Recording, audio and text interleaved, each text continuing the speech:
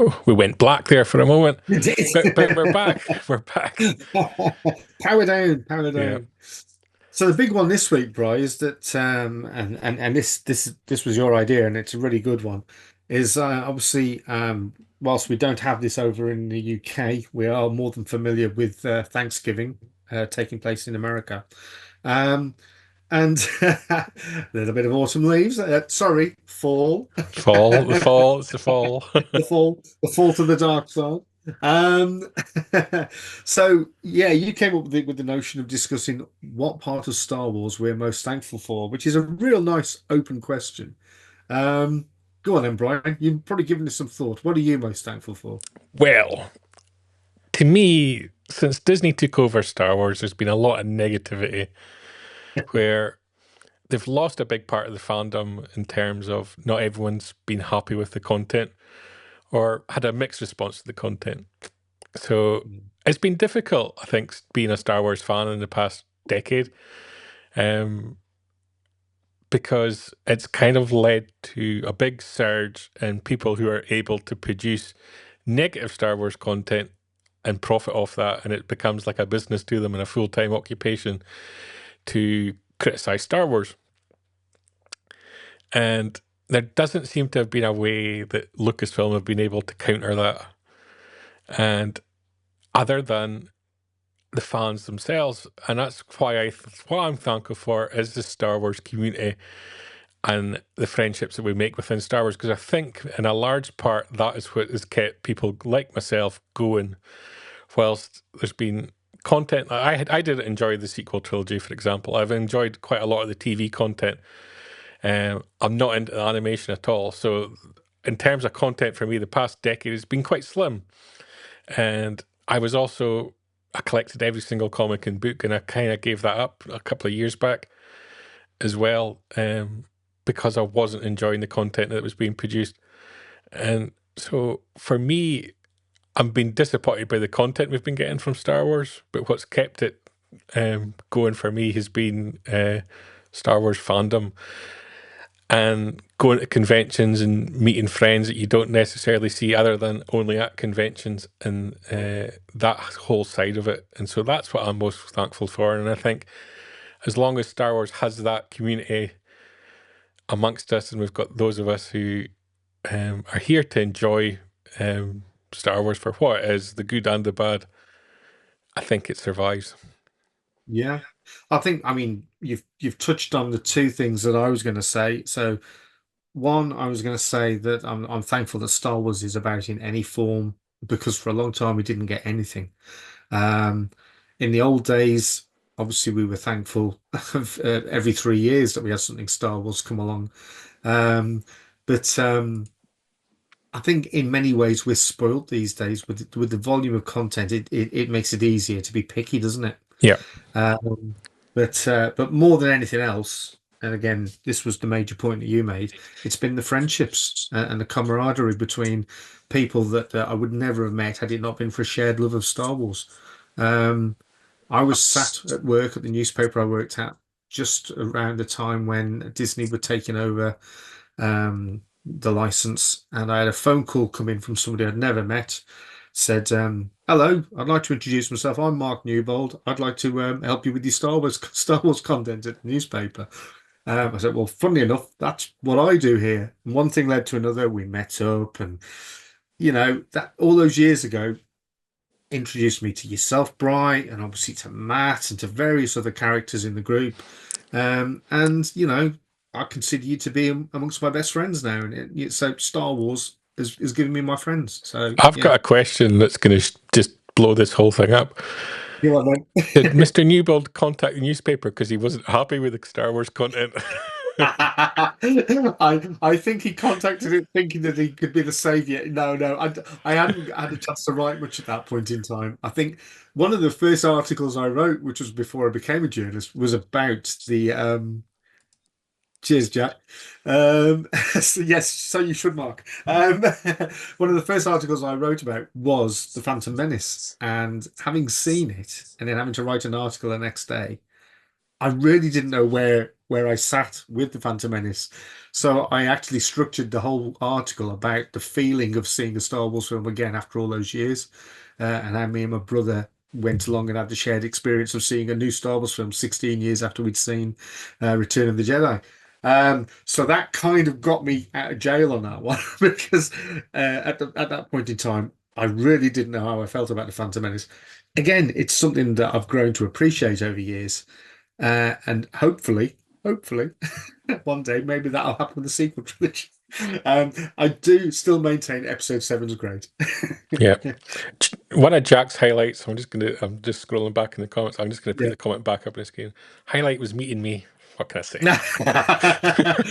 Now, I did see that come up on the screen, but I decided to wash over Yeah. that. And Chris saying there, 12 years on, friendships there. It's Yeah, and I think that is the best thing, and I think it is it is. the real thing to be thankful for. Um, we're always going to get Star Wars content, I think. Yeah, Where before that probably wasn't a thing. We're free and able to like and dislike stuff, debate it in a healthy way. And I think as long as you're debating in a healthy way, you're a little bit better than the people that just want to profit out of the yeah, yeah. Well, attacks. I think it's we're easy to identify the ones that glorify and be negative. And I will always hate droids in Star Wars animation. That is my thing, and I will always criticize. you'll love But you'll I did go to Droid Builders convention this year and had a great time. you So did you did. even amongst my hatred of droids, there's still great people there. Your love for the Empire is surpassed only by Palpatine and Vader themselves as well, isn't it? Let's be Yeah. honest. I'm going to throw up this comment from Mark as well, because I think it's an important one as well. The feeling of seeing a Star Wars film is often more important than whether it's a great film or not. The Yeah, one thing yeah. I The build miss up. terribly Yeah, is seeing Star Wars as part of a large crowd. yeah, And I don't necessarily mean necessarily in cinema, because often, especially in the UK, we don't cheer and holler like we do perhaps in America. If you're going to yeah. see Wicked, by the way, if you start singing, you're getting popcorn thrown at you. Uh, um, Apparently, Mr. Newbold's been to see it. yeah, Ooh. yeah. I've seen it, but it's nothing like the content that they were advertising on the website on the back of their toys. So I came away disappointed. It was like seeing Rogue One, where the trailer's nothing like the content in the final film. So yeah, don't know, just not for me. I've never seen that version of Rogue One either. If you Google it, you can find it. Yeah. um, yeah, but the collective viewing experience, and it's kind of been limited to. I remember watching the film together in the park in Germany, Yeah, at Star Wars Celebration, and then watching an episode of The Mandalorian as part of Star Wars Celebration as well was yeah, fantastic. yeah. That So was that fun. part of it, the collective viewing. So I'm actually looking forward to Star Wars going back into the cinema. Um, Well, I it's have even when issues you're perhaps with the direction it's going to go to the cinema, yeah. But but when you're at Celebration or another event where they premiere a trailer and you're there as a group and you're there as a bunch of, you know, grown up sort of adults, they put a trailer on for 2 minutes and you stood there and you're probably in tears. I mean, the classic example was Chewie, we're home. I mean, people just lost it big time, didn't they? And yeah. it was brilliant, brilliant.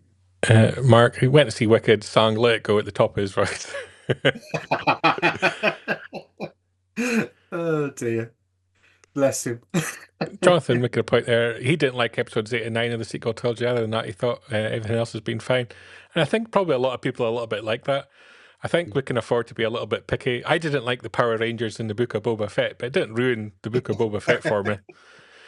I didn't like the Mandalorian taking over for 2 episodes either, but in terms of content, Quite like it. um, it made sense in a way. Yeah, But yeah, so there's a yeah. lot of better things you don't like, but nothing that makes you not like Star Wars, I think. Um, yeah, Mark's agreeing as well there with the Chewie we're home moment. He's on an Australian documentary in the background crying his eyes out. There we go. I didn't know that. You must send me the link to this documentary, Mark. Yeah. What's it about? But But yeah, yeah, a lot of things like that.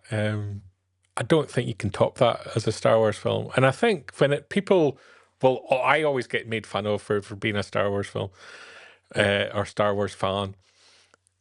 It's the moments like that that people don't understand. It's not necessarily about Star Wars. It's about the whole community, and it sort of transcends Star Wars in a way.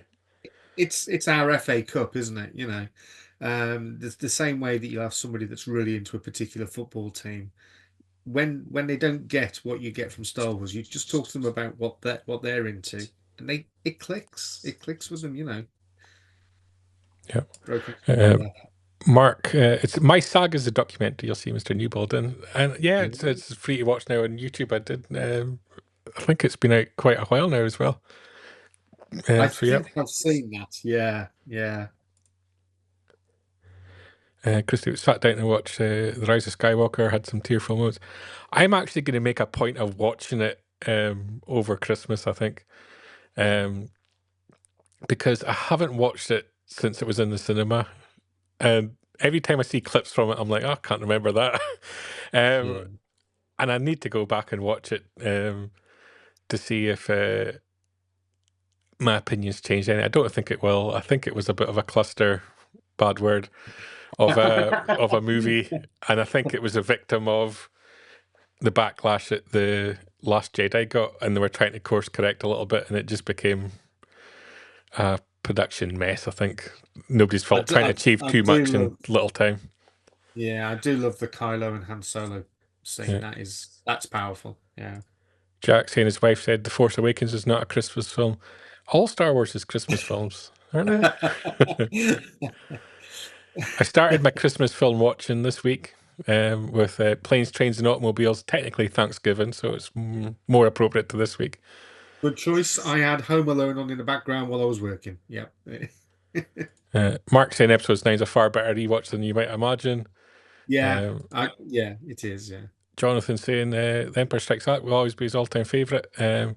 Revenge of the Sith, I do love Revenge of the Sith, to be fair. It's a Yeah. much Yeah. maligned trilogy, the prequel trilogies. People's opinions have kind of changed recently, but I love Revenge of the Sith. I've When you always actually liked Attack of the see, Clones. it's Yeah. the film where you see Palpatine standing up for democracy against the religious zealots of the Jedi. It's great. Um, Jack's big fan episode 9, and that's what makes Star Wars fandom brilliant because we all Yeah. find different things to love, isn't it? And then when we And chat about it when we meet up, people explain why they like it, people explain why they don't like it, but we can still share a beer afterwards. No yeah, problem. and that's Yeah. the thing. You go to a celebration or a convention, you never see the Star Wars fans breaking up into fisticuffs, do you? It's like it's a healthy debate, and I think when you can push out the negativity that can fester on YouTube and elsewhere online, um, a conscious negativity. It's not just people healthily debating something. It's people trying to feed the negative algorithm that YouTube pushes. Um, Exactly. when you rise past that and have the healthy debate, it's fun. Yeah. And the last thing I'll say about Thanksgiving is that earlier this week, a friend of mine who I went to school with, who now lives over in the States, has invited me over next year for Thanksgiving. So I'm looking forward to that. Yeah, brilliant. I think this is probably the first time in Jabba's Court we've actually come to conclusions where we've all agreed fandom wins. That's what we're most thankful for. Exactly. What a perfect way to cap a Jabba's Court. And of course, Jabba's Court's part of Good Morning Tatooine, stream live every Sunday at 9 p.m. in the UK, 4 p.m. New York, and released every Wednesday